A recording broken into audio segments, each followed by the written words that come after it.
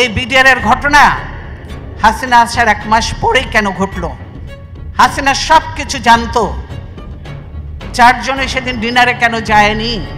এটা চলে এসছে এর আগে। আমি ছিলাম, আমি গিয়েছি, হাসিনা ছিল, হাসিনাও গিয়েছে। এইবার কেন হাসিনা গেল না? তারপরের দিন কেন ঘটনা ঘটলো? হাসিনা এবং মঈনুদ্দিন এটা জানতো এবং তারা এর জন্য দায়ী, এটা মানা যায় না। কাজেই হাসিনাকে একদিন জবাব দিতেই হবে এটার জন্য। 57 জন ভালো ভালো অফিসার কিভাবে মারা হয়েছে তার চিন্তা করা যায় না। তাদের পরিবারদের সঙ্গে যে আচরণ করা হয়েছে সেটা চোখে দেখা যায় না। আমরা 57 জন অফিসারকে এই করে কাউকে পুড়িয়ে ফেলা হয়েছে, কাউকে গার্বেজের ভিতর দেওয়া হয়েছে, কাউকে আর এর সঙ্গে জড়িত ছিল আরও। আপনারা জানেন যে একজন ছিল, সে র্যাবে আমরা নিয়েছিলাম, লোকটা খুব ভালো ছিল, শায়েক আব্দুর রহমান ছিলেন, গুলজার আপনারা জানেন।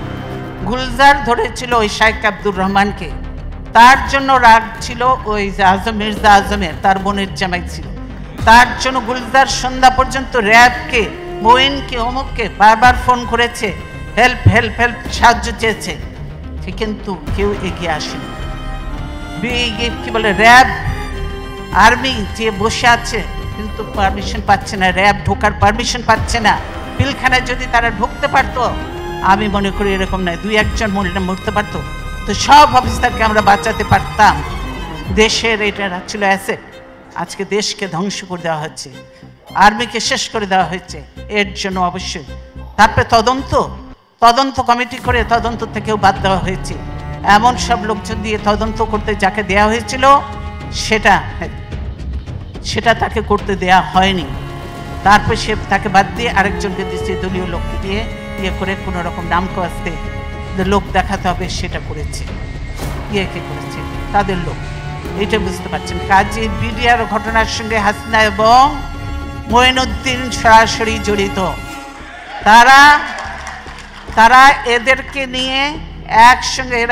নিয়ে একসঙ্গে শেরাটন হোটেল থেকে খাওয়া এনে খেয়েছে। তাদের যে তখন একজন ছিল, কি ডিডি ছিল না কি ছিল, কি না, তৌহিদ তখন কোথায় ছিল? হাসিনার ওখানে ছিল না? নিজের পরিচয় দিয়ে গেছে, একসঙ্গে খাওয়া দাওয়া করেছে, সব কিছু করেছে, ভালো কাজ করেছে, বাবা দিয়ে পাঠিয়ে দিয়েছে। এই হলো অবস্থা। কাজে শুধু এই ঘটনা নয়, হাসিনা অনেক কিছুর সঙ্গে জড়িত। হাসিনা মিথ্যে কথা বললো, মানে প্রতিনিয়ত হাসিনা মিথ্যে কথা বলছে এবং মানুষের উপরে অত্যাচার চালাচ্ছে। তাই আমরা বলতে চাই, আল্লাহ আছেন, আল্লাহ অবশ্যই দেখছেন, আল্লাহ বিচার করবেন। সাগররুনির কোনো বিচার আজ পর্যন্ত হয়নি।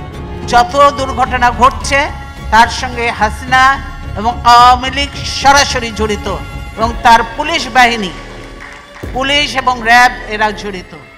তাই আমি বিদেশিদের কাছে আহ্বান করব, এই র্যাবের ইউএন মিশন বন্ধ করতে হবে, র্যাবকে বন্ধ করে দিতে হবে। র্যাবকে যে গুলি টুলি সাপ্লাই দেওয়া হয় এগুলো বন্ধ করতে হবে, নাহলে বাংলাদেশের নিরীহ মানুষরা মরবে, বিদেশিরাও মরবে, এবং এইগুলো সব বন্ধ করতে হবে। র্যাব পুলিশ এদেরকে, পুলিশ এই দেশে দেখেছি পুলিশরা হলো জনগণের সেবক, জনগণের নিরাপত্তা দেয় এরা, অথচ বাংলাদেশের পুলিশ জনগণকে ধরে নিয়ে যে ঘুষ নেয়, নাহলে গুলি করে হত্যা করে জঙ্গলে ফেলে দেয়। এই হলো বাংলাদেশের পুলিশের অবস্থা। কাজেই আমরা খুব একটা খারাপ সময়ের মধ্যে দিয়ে বাংলাদেশ যাচ্ছে, আমরা অত্যন্ত কষ্টের মধ্যে আছি। তারপরেও আমি এতদিন গণতন্ত্রের জন্য সংগ্রাম করেছি, এখন অনেক বয়স হয়েছে, তারপরেও বিশ্বাস আছে, আস্থা আছে, আল্লাহর উপর বিশ্বাস আছে এবং আল্লাহর রহমত আছে। গণতন্ত্রের শেষ লড়াই পর্যন্ত আমি চালিয়ে যাব এবং দেশে গণতন্ত্র পুনঃপ্রতিষ্ঠা করে ইনশাআল্লাহ তারপরে দেখা যাবে আল্লাহ যা কপালে লিখতে তাই হবে। বাংলাদেশে কারো কথা বলার কোনো সুযোগ নয়, কোনো সাংবাদিক কিছু লিখতে পারে না, ধরে নিয়ে চলে যাবে, মামলা দিয়ে জেলে ভরে দেবে, কেউ পারে না। যা 2-4টা কথা আমি বলি, ধরলে ধরুক, কিছু আছে জানে, ভয় পাই না। প্রবাসে আপনারা আছেন এবং আপনারা কিছু কথাবার্তা বলবেন, টকশো, এখন টকশোতে যেতে পারে না, আপনারা কথাবার্তা বলবেন, আপনারা লেখালেখি করবেন, আপনারা একটু জানাবেন, সেটাই করতে হবে। কাজে প্রবাসে আমরা বলি যে আপনার সোশ্যাল মিডিয়াটাকে আপনারা বেশিভাবে কাজে লাগান, এটাকে কাজে লাগান, এবং এটা দিয়ে যেমন মিশরে সেই স্প্রিং রেভলিউশন হয়েছিল, বাংলাদেশেও এটা দিয়ে রেভলিউশন করা সম্ভব এবং গণতন্ত্রকে ফিরিয়ে আনা সম্ভব।